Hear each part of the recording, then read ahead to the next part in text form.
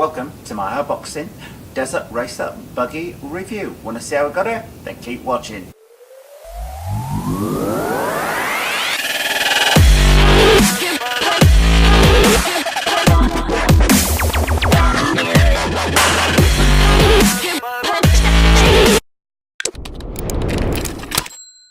Well, good morning folks, Richie from Driftomaniacs here, and this is my Haiboxing Protector Desert Buggy review. Now, if you want to be in for a chance of winning this Haiboxing Rampage buggy, all you've got to do is share this video and comment as to exactly where you've shared it, and Isabella will pick one of the first 40 people to have shared and commented this video at random, and this Haiboxing Rampage will be sent free to the winner worldwide.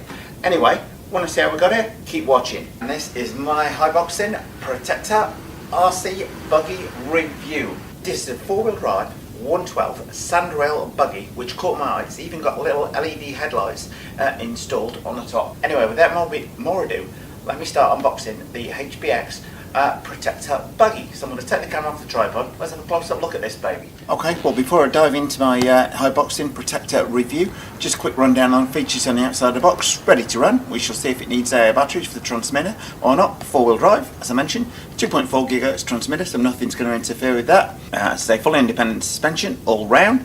Ball bearings all round as well, which is always a very good sign to my mind. 380 size motor and splash proof electronic. Just under 40 centimeters long, just over 25 centimeters wide, and just over 15 centimeters tall. Anyway, without more ado, let's get the HBX Protector out the box. I can safely say this won't open up the wrong way around, as per some of my videos. Okay, so we've got our instruction manual on the top here. Now it says hobby grade. Oh, we got service card in there. Thank you for doing that. In the event of any problems, contact support rather than the people that you bought it from. Oh, stickers. We like stickers. So you can add that onto the body. Little lead on the USB charger, which is becoming more and more common with these smaller buggies from 1/24 scale through to 1/10 scale upwards. Get familiarised with the radio. Here's what I'm after. It's hobby grade because it's got a full list of all the spares that you can buy online should you run into any problems, anything from the wheels to the motor, the screws, etc. on there. And we got exploded diagrams as to how to put the thing together or take it apart should you need it. So, not bad to my mind. Always good to start with the instruction manual. Anyway, just diving on there. It's quite well packed actually. What have we got in here? I was going to say spare wheel, but that's the wheel to go on the back of the Desert Buggy Racer, I'm guessing. And indeed, containing there, we've got our USB charger. Now, it obviously takes two independent cells, which I'm guessing are located inside the car itself. Now, this wheel does indeed look as though it mounts on the back of the car, as there's a little mounted spigot here. And they've got a screw and a screwdriver included with it. And in comedy style, I dropped that on the garage floor. Okay, getting the transmitter out the back there, we've got steering trim and throttle trim, which is always a good sign, and you can reverse the steering should you so wish. It's quite lightweight, but still got a reasonably solid feel to it. Throttle, brake, steering on there. But yeah, not too bad at all at this price point. Anyway, let me dive in there and get the car released from these cables. Before we get it out, there's just a little note on here saying please remove the body film protection before use, and also that the battery may have protective tabs installed, so remove those before use as well. Okay, all the cable ties released. Oh, reasonably lightweight, but fairly steady at the same time. Okay, well there we have the HBX Protector Desert Buggy on here. I wasn't quite sure whether we had a solid rear axle on there or not. We have got a fully independent rear suspension, so let me remove this film so we can get a good look at how good or not this thing looks. Well, there we are guys, all the protective film removed. I'm quite liking the look of that. I'm quite liking the black and the orange colour theme on there, but orange is quite a favourite colour of mine. Anyway, do let me have your comments as to what your first impressions of the HBX Protector are. I'm going to get the camera off the tripod and we're going to zoom in and pan around the car, see just what we get for our money. Now, for obvious reasons, I'm quite a fan of the Desert Buggy look, for very obvious reasons, as I say there guys. Anyway, let's start along the side. Let's pan down. It's got quite a scale feel to it. We don't have a co-driver in there, but we do look like we've got a driver in there. These tyres, I have to say, my first thought is these look quite grippy. They don't feel too plastic, they do feel nice and rubbery, if that makes sense. Some of the cheaper ones, although they've got rubber tyres, can actually feel quite plasticky. So, just do a suspension test in a minute. As I say, that's a full LED light bar on there guys. Have we got a little driver down in there? Yeah, I think we may have. Scanning on down the back, and this is where the extra wheel is going to fit on the back, so I shall attach that in just a minute. Just panning down, just have a look in there at the suspension. Okay, going from rear to the front on the bottom of the car, scanning down the underside. Plastic looks fairly tough, not too brittle on there.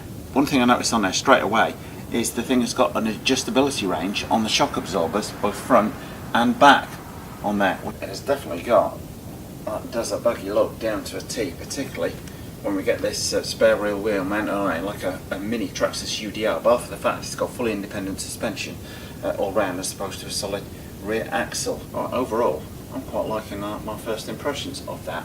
The one thing that I am liking the look of in particular is the mounting of this motor, with its huge heatsink on there, but it's centrally mounted right towards the back on the diff on there. I'm thinking that should make for good power deployment. They quote 38 kilometers an hour for this, and that's certainly as they design for speed on there, and certainly also for the balance of the car. That centrally positioned motor should definitely help with the balance and handling of the car. As I say, our spare wheel goes on there. Anyway, just do a quick suspension test. As ever on these, what I do, lift one wheel up until the front is just about to come off the ground, and there, ooh, so we've got about inch and a half of wheel travel on there.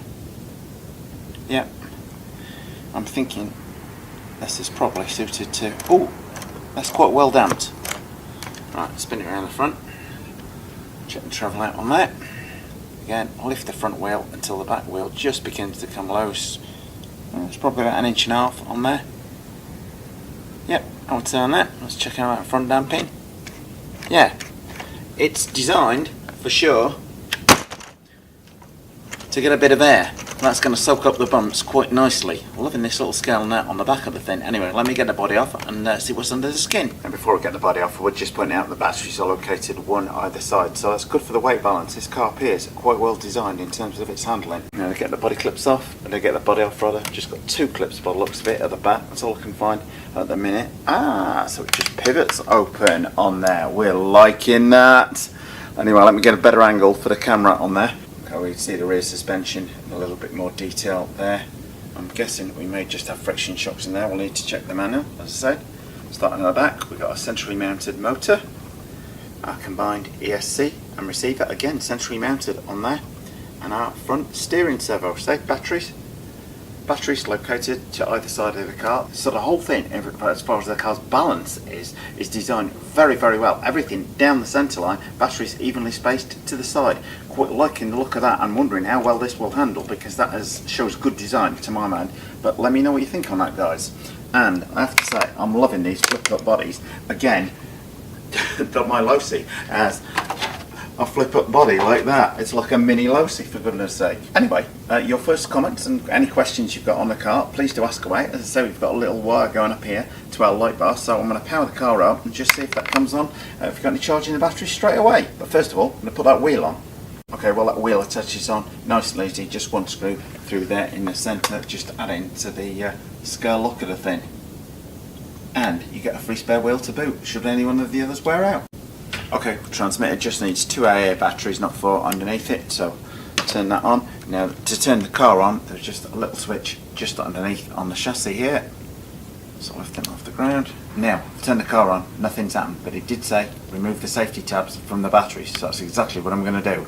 See, I'll show you the good and the bad with the reviews. Always read the instructions, do as I say, not as I do. So you can have a tab like that to remove on each side of the car. And the battery compartment, simplicity itself, just snap back over, move the tab that side. Okay, simplicity itself to put back together, as I said, with the body pivot and just those 2 clips at the back. So let's now try turning it on and see what we get with our light bar. Are we liking that, guys? Thumbs up if we do. 4 lights on the front there. I think that's going to be pretty good. I'll give that a little try tonight on its test run. Okay, well hopefully you enjoyed my Haiboxing Protector review. As I say, 1/12 scale, 4-wheel drive, 380 can motor in the back of it. Full test of it coming up later this week. I'm also going to put the GPS on board to see just how fast it goes, to see if you hit that 38 miles an hour top speed or not. Anyway, you don't want to miss that, then please do subscribe if you've not already done so. Thanks for watching, and I should say we've got a full runtime test, including the GPS speed test of this car later on this week, so if you don't want to miss that, then don't forget to subscribe. We hope you liked this video. If you did, please click on the circle image to subscribe. And if you hit subscribe, then don't forget to hit that little notifications bell next to it.